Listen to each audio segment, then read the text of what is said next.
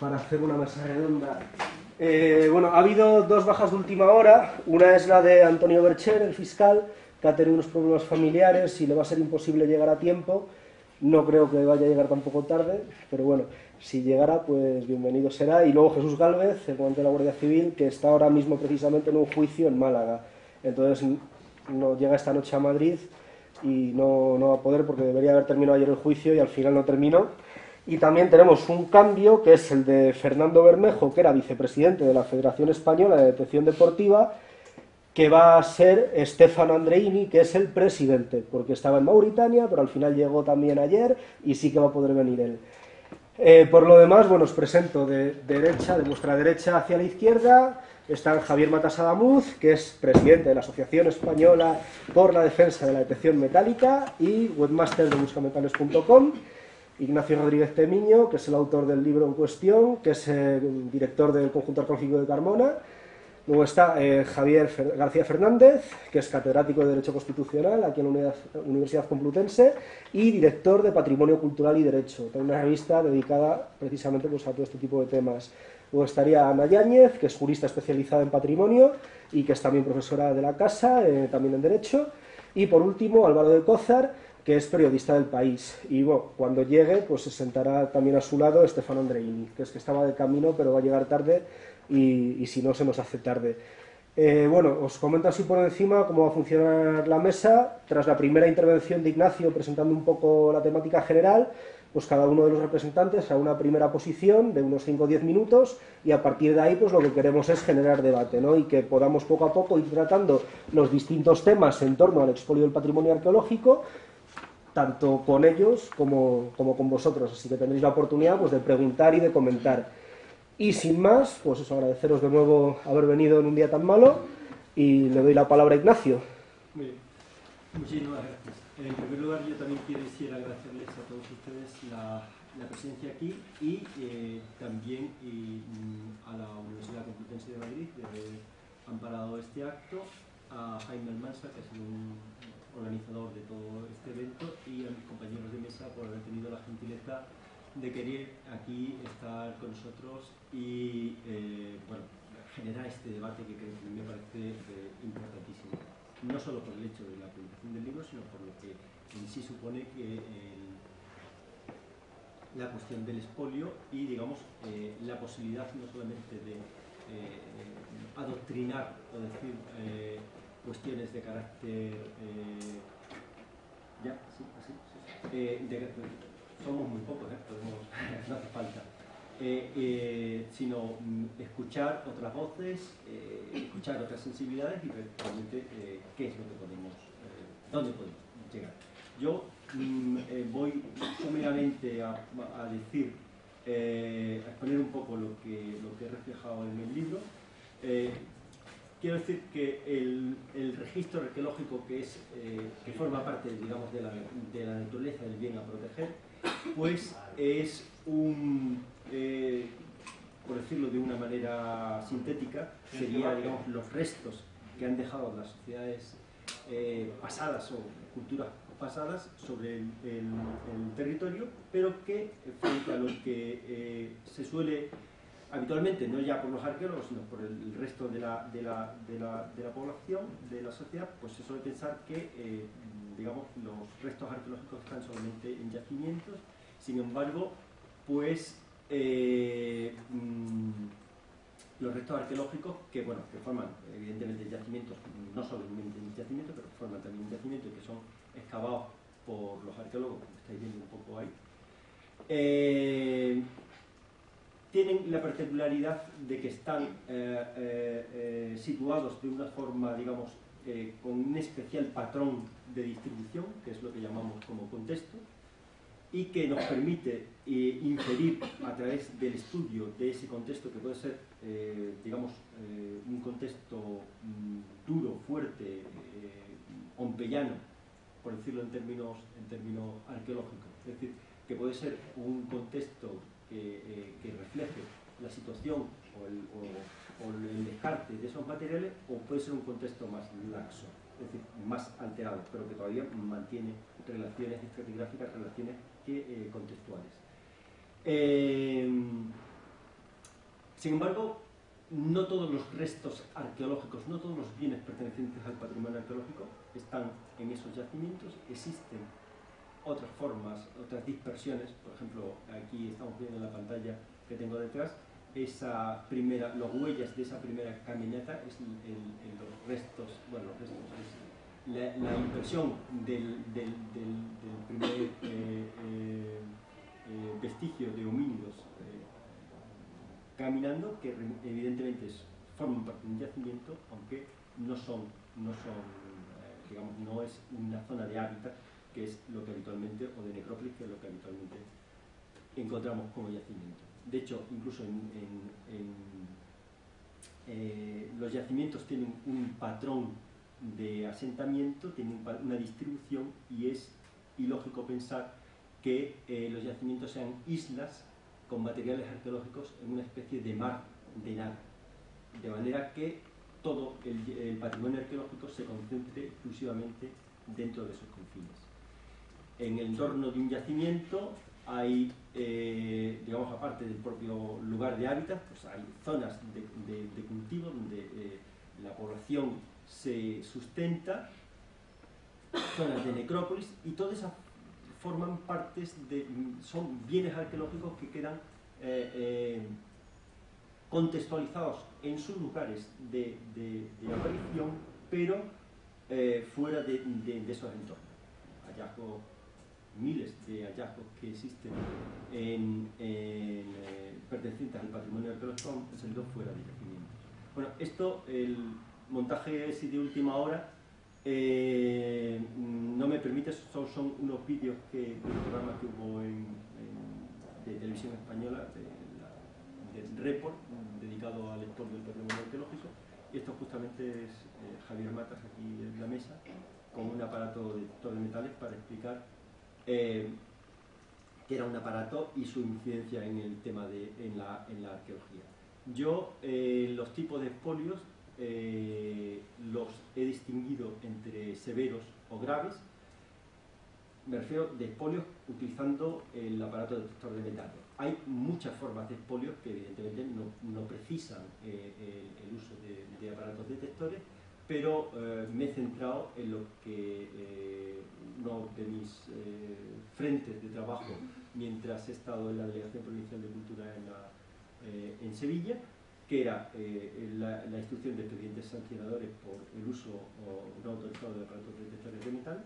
Y creo que conviene entender que con un detector de metales se puede hacer un expolio severo o grave, que tiene, digamos, las características que estáis viendo ahí. También cogía de esto del Report ejemplos de este aparato, de este tipo de expolio severo. Aquí tenemos los típicos expoliadores nocturnos y vestigios de esos que son almacenes clandestinos, son italianos, no son en España, pero bueno, es el mismo modus operandi de alguna forma. Estos que son españoles, excavación de, como veis ahí, en este caso de una necrópolis, o este destrozo. Lógicamente el destrozo no se ha hecho con el detector, pero el yacimiento sí se ha encontrado con un detector. Estos son vestigios de una intervención policial, la colección de Ricardo Massal. Estas son parte de la operación Tertis, y vemos que estos expoliadores, digamos, severos, por llamarlo de alguna manera, pues manejan cartografía, manejan otros elementos auxiliares. Aquí, por ejemplo, la operación Tertis, fijaros la cantidad de detectores incorporados por la operación Tertis.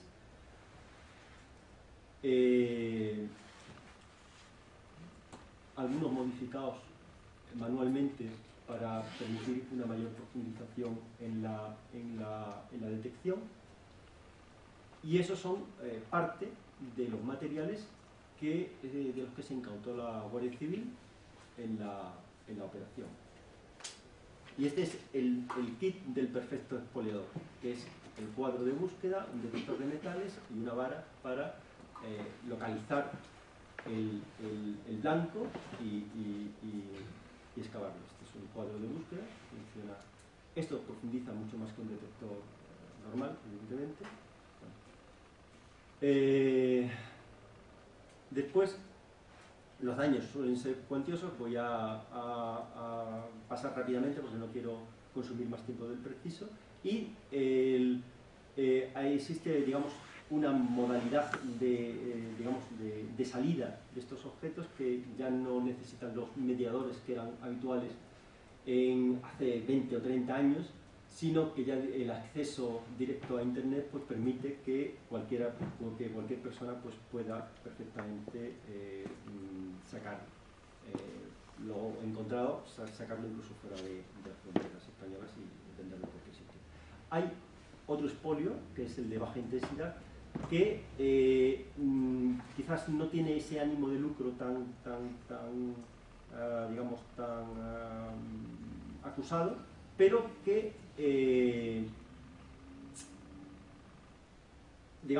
al final pues uno encuentra que yo qué sé, cuando se hace por ejemplo un registro o una cosa así en la casa de un usuario habitual de aparatos detectores, pues encuentra 400, 500, 300 objetos acumulados en un desván, en un garaje, en cubos de basura, esperando tal.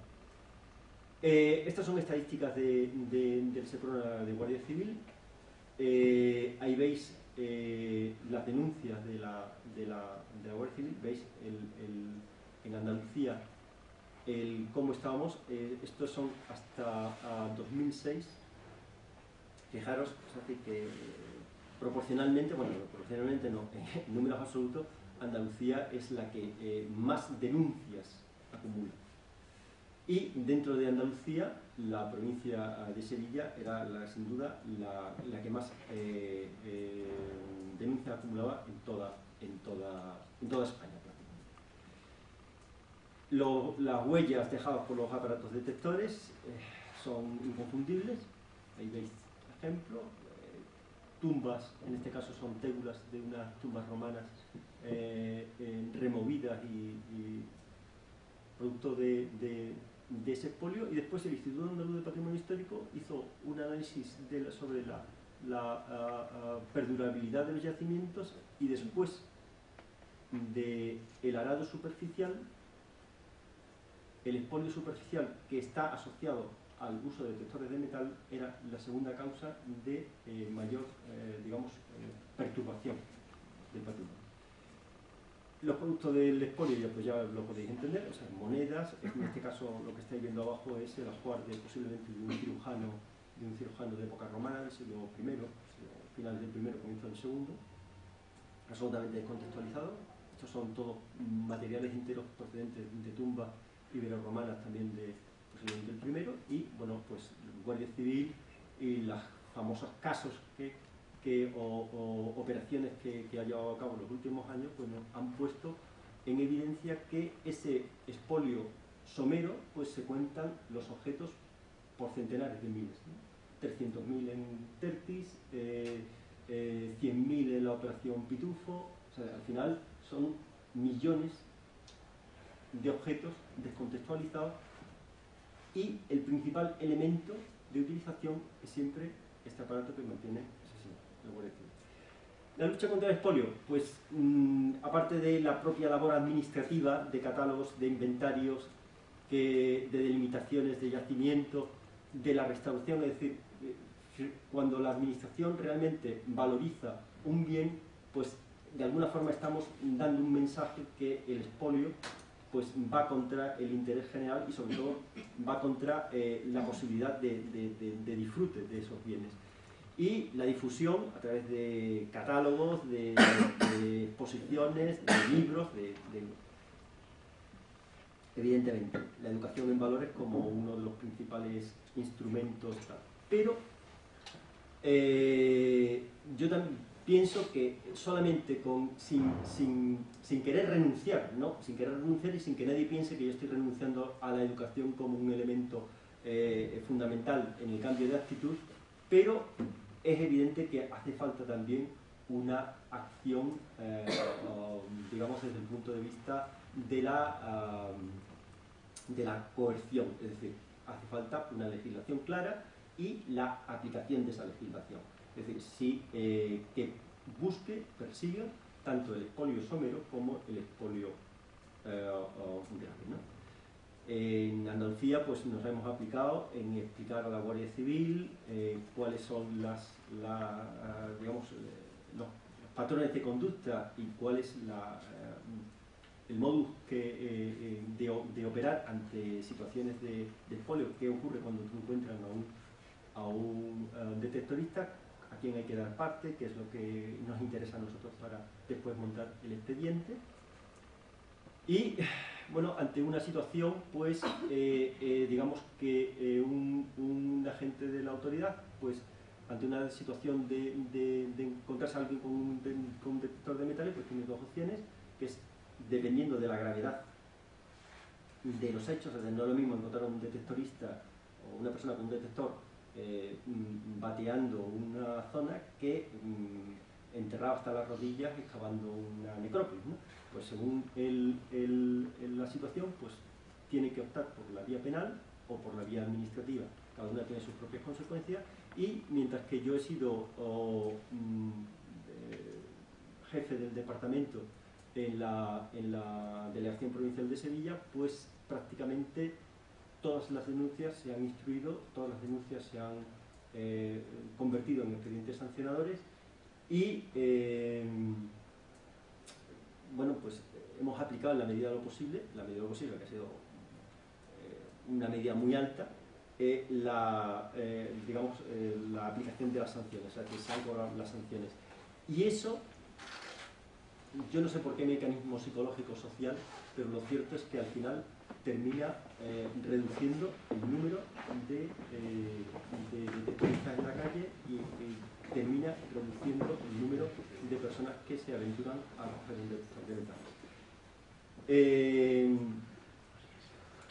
Quiero decir que en muchos casos hay personas que aconsejan, digo, hay asociaciones y aquí hay representantes de algunas de ellas que por estar asociado pues parece que uno tiene la autorización, pero la autorización para utilizar el aparato detector de metales es una competencia de la Consejería de Cultura de la Junta de Andalucía, en el caso de Andalucía, la Consejería de Cultura, quienes tengan esas competencias en los distintos gobiernos regionales.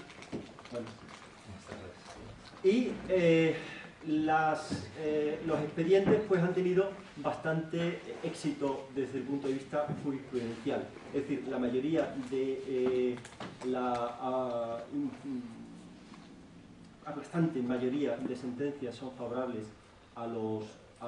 en sede administrativa. En sede penal hay otras cosas, ¿no? Que podemos hablar después si acaso. Desgraciadamente pues no ha podido venir Antonio Bercher, que podía afinar sobre estos temas, y Galvez. La verdad es que hemos perdido la parte penal de la mesa, la parte penal que es la más... En fin, el caso es que tenemos muchas sentencias favorables en vía administrativa y en Andalucía, al menos que es donde yo puedo hablar con más propiedad, pues estamos viendo un cierto giro en el sentido de una aminoración del uso de aparatos detectores y la gente en el campo. En primer lugar, pues vemos que bueno, las propias asociaciones, esto es del año 2002, quizás Ana le apetezca contar su propia experiencia. Aquí asistimos los dos como novatos, pero era interesante porque era el primer Congreso Nacional de la Detección de Metales y su problemática legal. Bueno, significaba que allí había una cierta sensación de que efectivamente la detección de metales no es solamente la práctica de un hobby, como habitualmente se suele decir, ¿no? Después, pues, esto es una página web cerrada,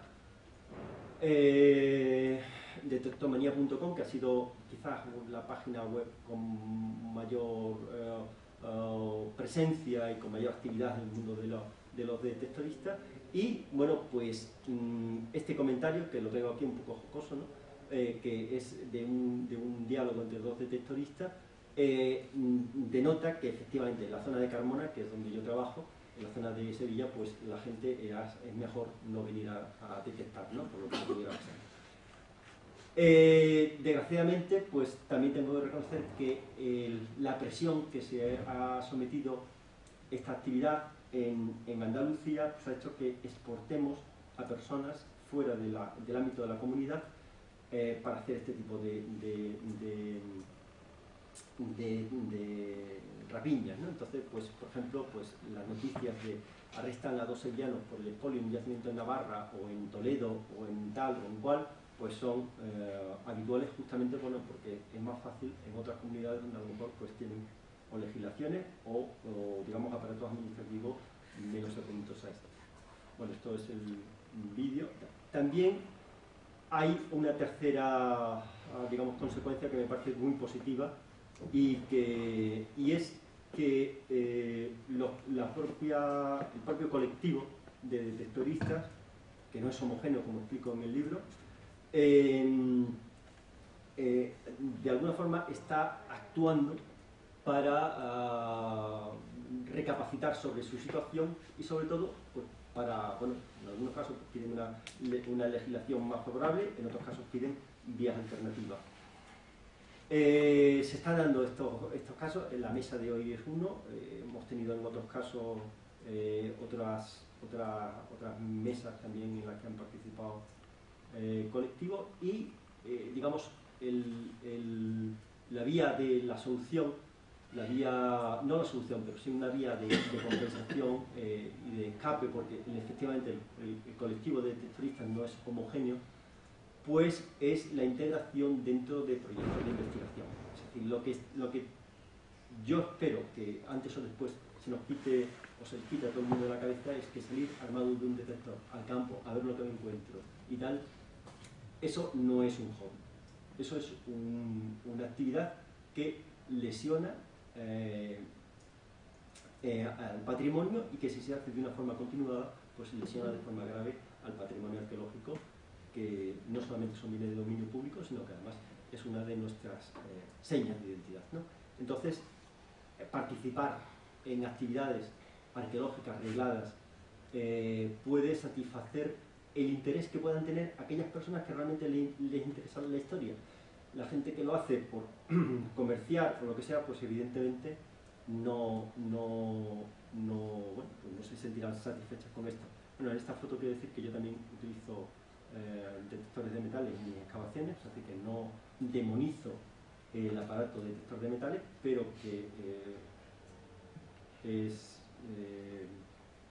evidente. En este caso, bueno, pues Javier Matas aquí está trabajando con nosotros porque siempre será mucho más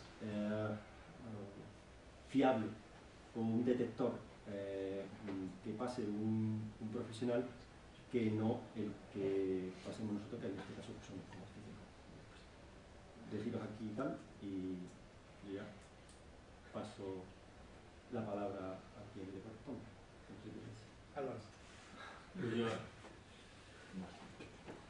Yo no sé si funciona, no sé si funciona. ¿Ah, sí? Hay que darle al botón rojo, abajo.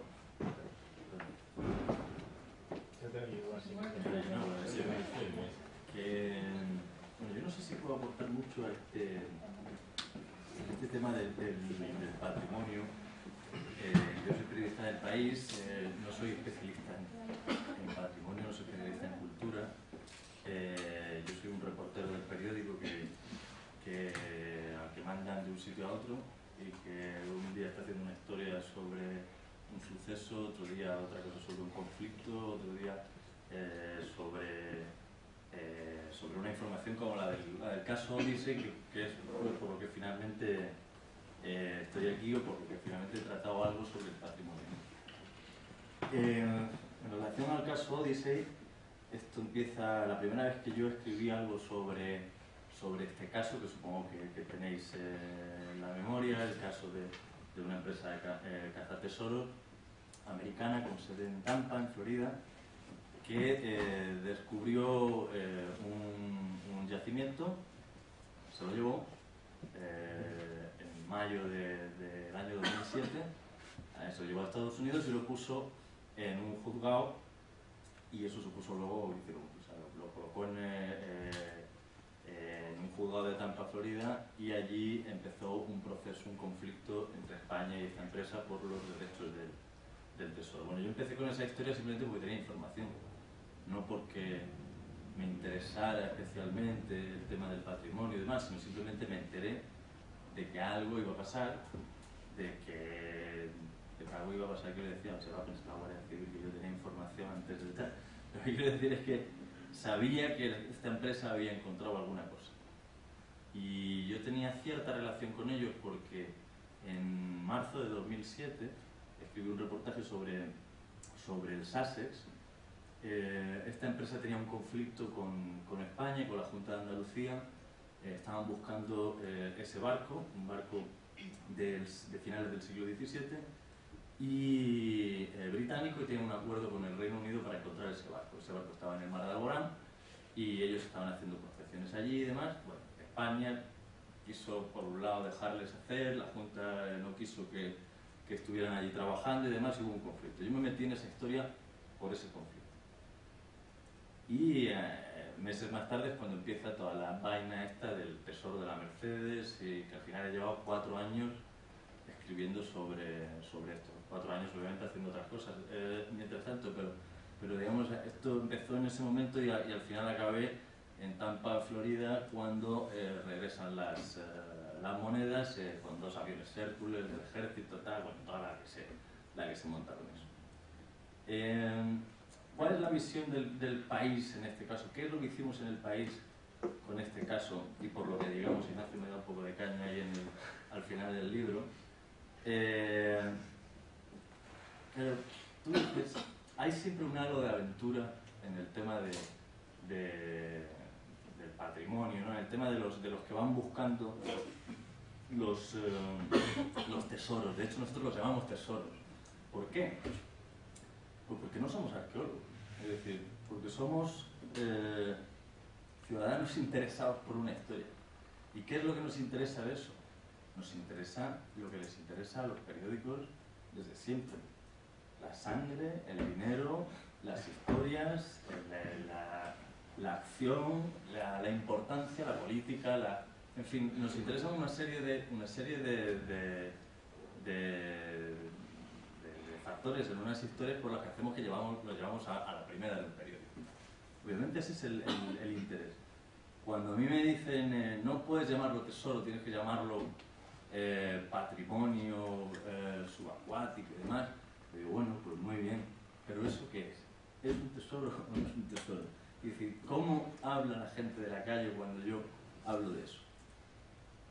Cuando yo le hablo de 500.000 monedas de plata o 600.000 monedas de plata, pues evidentemente para la gente en la calle eso es un tesoro, y yo no puedo ponerme en un plano académico. Yo tengo que hablar con los académicos, tengo que hablar con los expertos y valorar cuáles son los temas de debate, de qué se está hablando, pero luego le tengo que comunicar a la gente de la calle qué es lo que ha pasado. Y el tema es que lo que ha pasado es que una empresa americana ha cogido y se ha llevado un tesoro. Que lo ha mangado, que no lo ha mangado, que tiene derechos o que no tiene derechos, eso ya se verá luego. Lo que quiero decir es que en todo este tema, nosotros cuando nos pusimos a trabajar, vimos que había alguna serie de contradicciones o cosas que la gente no entendía, que nosotros no entendíamos. Es decir, a nosotros se nos decía que los tesoros, que los barcos, que los pecios debían permanecer en el fondo del mar hasta que hubiese una tecnología que permitiera, conservando el yacimiento, que permitiera llevar a la gente a los sitios. Claro, eso es como pensar, no sé, pues en el Nautilus, ¿no? O sea, que cuando existe la posibilidad de llevar a la gente en submarinos a ver los peces. Nosotros eso no lo entendimos. Y no es que no lo entendiéramos nosotros, es que hay muchos arqueólogos que tampoco lo entienden. Muchos arqueólogos consideran que eso de mantener el yacimiento ahí, ¿no? Que lo que tiene es que llevarse a la gente de la calle, que se tiene que llevar a los museos, que se tiene que conservar en otros sitios. Y por eso nosotros, en el caso Odisey, planteamos la posibilidad de que estos tíos fuesen, en fin, que habían hecho expolio, piratería, lo que fuese, pero que si ellos no hubieran cogido el precio o la carga en este caso, nadie se habría quedado. Es decir, el tesoro de la Mercedes se habría quedado en el mismo sitio y no habría llegado a la gente de la calle. Y eso es siempre lo que para mí fue más interesante de toda esta historia. Es decir, si Odyssey no hubiese entrado en esa zona, entre las costas del Algarve, no se hubiese llevado la Mercedes, y bueno, pues, quiero decir, casi nadie se habría enterado. Primero, lo que para mí es más interesante es de la historia de la Mercedes. La historia de la Mercedes está en los libros, si lo conocéis, los historiadores, los arqueólogos, no. Pero no es una historia que, digamos, sea conocida por mucha gente. Ha sido más conocida ahora a través del caso este. Lo que yo creo es que lo que hacen bien en este caso las empresas que, movidas por el lucro, pero un lucro que no viene siempre de la carga, es decir, no viene siempre de vender las monedas del oro. Odyssey, sobre todo, es una empresa que gana dinero, poco que gana, porque ya sabéis que tiene bastantes pérdidas, pero es una empresa que basó todo su negocio en los derechos sobre los barcos, es decir, los derechos sobre las historias. Tiene contratos, o sea, tiene contratos con Disney, contratos con Volvo, concursos, reality shows, bueno, en fin, todo ese tipo de historias, ¿no? Y ellos ganan dinero sobre todo de eso. Yo lo que creo es que en España, lo que yo pienso después de 4 años dedicados a este caso, es que en España hay demasiada separación, no sé cómo decirlo, entre la academia y la empresa privada, entre la academia, digamos, y lo que puede ser el momento de la calle, es decir, la comunicación del trabajo que hacen los arqueólogos y la explotación de eso, no para venderlo, es decir, no para sacar dinero de la venta de los materiales, que es algo que está prohibido, me parece muy bien que lo esté, pero sí de las historias, sí del pasado. Y yo creo que el pasado de España sí puede ser el futuro en muchos casos, ¿no? Pero bueno, es que nosotros, no solo nosotros no nos escapamos de usar determinados términos, ¿no? Es decir, de usar la palabra tesoro para hablar de la carga, por ejemplo, ¿no? Es decir, tú, por ejemplo, utilizas un título llamativo, ¿no? Indiana Jones sin futuro. Es una forma de captar la atención, ¿no? Lo que quiero que se vea es que nosotros, cuando escribimos historias, tratamos de captar la atención. Somos periódicos y la prensa, entre otras cosas, hace eso. Es llamar la atención y contar una historia, un relato. No somos académicos. Lo que sí tenemos que hacer es contar con los académicos y los expertos para luego transmitir eso a la calle. Y bueno, yo no quiero seguir hablando por ahora, ya luego si acaso entramos en más debate. Javier. Bueno, vamos. Yo soy presidente de la Asociación Española para la Defensa de la Detección Metálica. Primero quería agradecer a Ignacio y a Jaime por la oportunidad de poder estar en esta mesa y de explicar, pues, bueno, la perspectiva del trabajo que nosotros hacemos en nuestra asociación. Como habéis visto hace un rato cuando ha hecho la exposición Ignacio, en el año 2007 Ignacio se dirige a nuestra asociación para solicitar que abramos una línea de colaboración con el Conjunto Arqueológico de Carmona, y parte de la gente de la asociación, pues animada por la experiencia nueva, pues se anima y se hace una prospección superficial en el entorno del anfiteatro de Carmona. Esta experiencia, pues bueno, es una experiencia que es bastante exitosa, y a la asociación le da pie a coger y abrir una nueva línea de trabajo buscando, pues, fomentar este tipo de colaboraciones con otros equipos de investigación.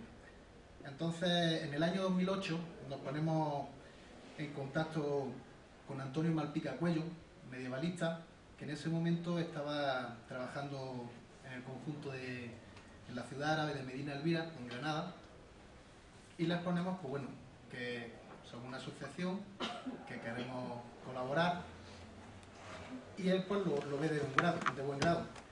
ocurre que bueno, la Delegación de Cultura de Granada bloquea esta colaboración diciendo que bueno, ni se le ocurra meter allí detectores de metales, ya que no había previsto este tipo de prospecciones en la memoria, y finalmente no se hace. No nos desanimamos con esto y seguimos pues, solicitando colaboraciones. En el año 2009 nos ponemos en contacto con Arturo Ruiz, que en ese momento está investigando la batalla de Baécula. Igualmente le planteamos pues, el colaborar con él, ¿no? Tras varias conversaciones finalmente no se llega a hacer la colaboración por cuestiones de que bueno, había gente de la universidad y demás, ¿no? Y entonces, claro, evidentemente tenían preferencia. Hemos seguido trabajando en esta línea y en esta línea bueno, se han dado pues, diversas colaboraciones. En el año 2011 trabajamos en Cádiz en la búsqueda de la fosa del Marrufo. El uso de detectores de metales allí propicia, pues, por una parte, encontrar una serie de evidencias que vienen a confirmar lo que contaba la tradición oral, que en una zona concreta había una fosa. Nos integramos dentro del equipo y trabajamos allí, y bueno, y la gente se va animando a trabajar en esta línea. ¿Por qué vengo a contar esto?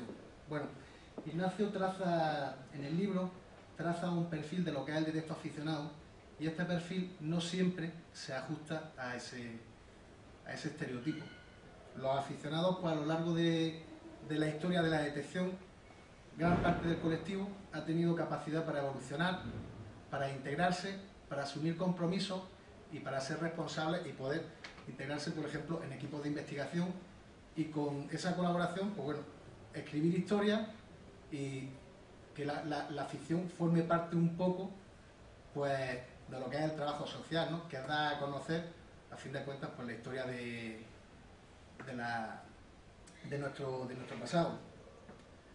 Entonces, bueno, esto viene a decir que necesitamos establecer una vía de diálogo que, por una parte, permita que los aficionados que realmente quieren realizar una afición dentro de unos contextos pues, puedan realizarlo, que se fomenten las colaboraciones y que, en definitiva, que lo que hoy en una parte puede ser un prejuicio, pues sirva pues, para un beneficio, y que permita que todos nos beneficiemos de estas actividades.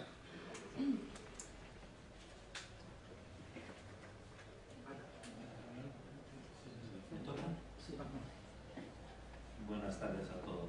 Bueno, antes de todo, dar las gracias a Ignacio Rodríguez para haberme dado la posibilidad, y a todos vosotros, de poder hablar.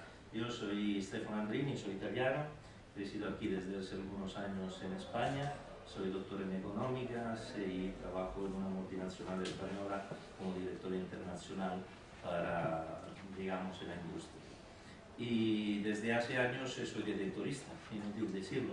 Soy presidente de la FED, que es la Federación Española de Detección Deportiva, y una de las algunas federaciones que hay en España, como bien dice efectivamente Matas, y nosotros realmente aglutinamos una serie de detectoristas que son o participan a los diferentes sectores de actividades con el detector.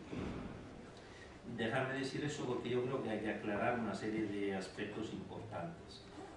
Más o menos, por los datos que yo tengo, en España existen unos 40.000 detectores en el territorio. De estos 40.000 detectores, más o menos, quizás más de la mitad estén colgadas al clavo de alguna pared, de alguna casa de estos señores que los han comprado.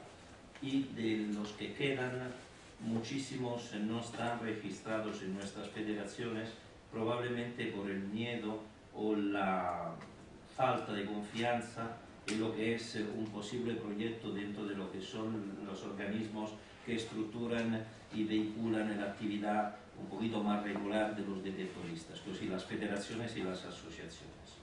Hay también, os voy dando estos datos porque creo que sean importantes a la hora de comprender también cuál es el volumen total de esta realidad. Dentro de las federaciones y de las asociaciones, las actividades de detectores de metales son varias.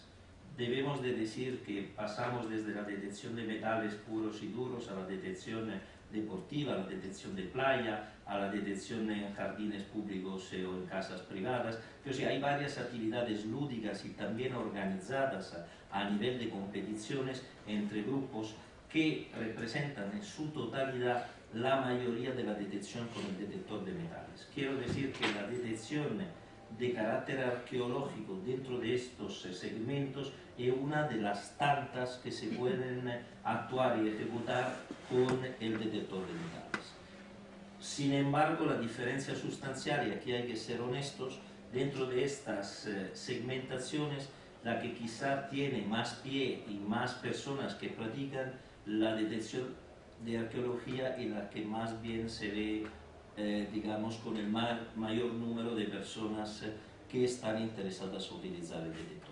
Y incluiría también la detección en playa, porque no hay que decir que efectivamente la detección en playa es una de las que más se siguen actualmente. Entonces, hecho este rápido cuadro de la situación, es inútil decir que comprendemos perfectamente, sea desde parte de las federaciones que de parte de la mayoría de los detectoristas, perdonadme, que practican este hobby, que comprendemos perfectamente el daño que se pueda causar lógicamente al patrimonio y a todo lo que es el contexto arqueológico nacional.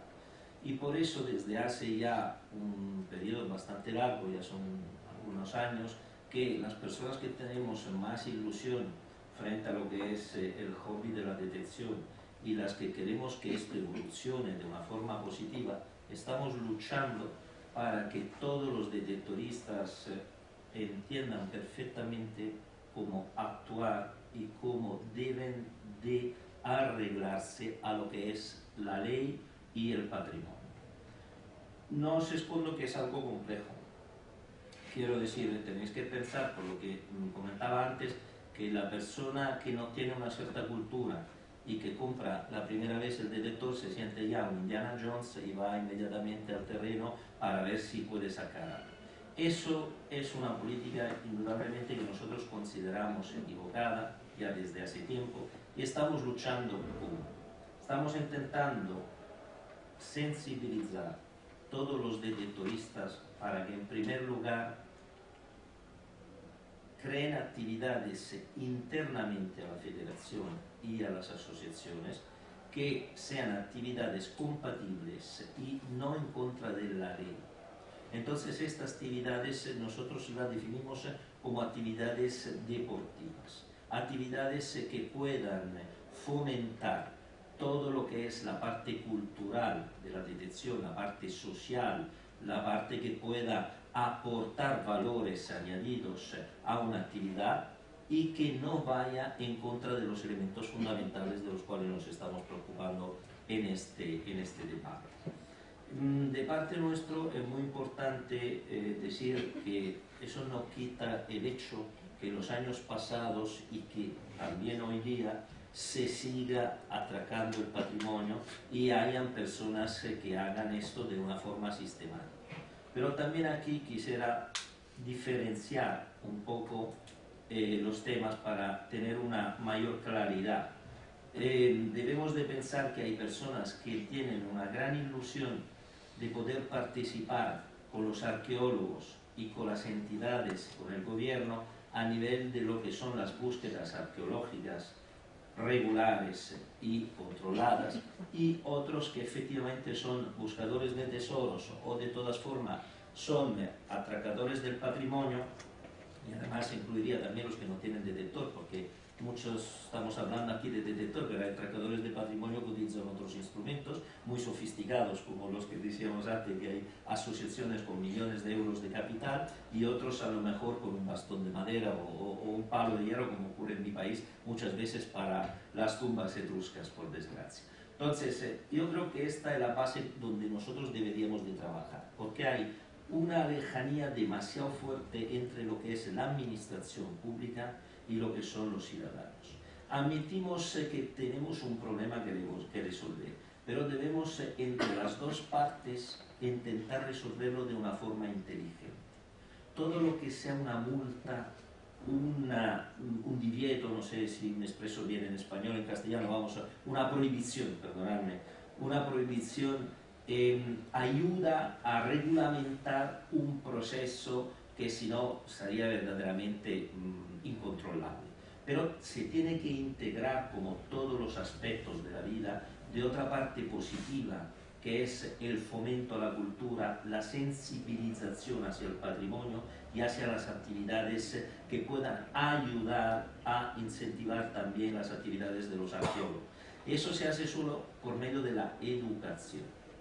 Nosotros creemos fundamentalmente desde la parte de la federación nuestra que educando a través de una serie de principios y una serie de pasos a los detectoristas que pertenecen a nuestras asociaciones, podremos en un próximo futuro, a pesar de cualquier ley que esté ahora en proceso de ejecutarse, aprobarse o las que ya están en vigor, poder tener más controlados los detectoristas que se interesan del mundo de la arqueología, porque excluyo, reitero, los que utilizan el detector por otros fines, sea lúdicos que profesionales, y de estos hacer que puedan colaborar de una forma inteligente bajo la supervisión de los arqueólogos para ayudar todo lo que son excavaciones o investigaciones a nivel científico.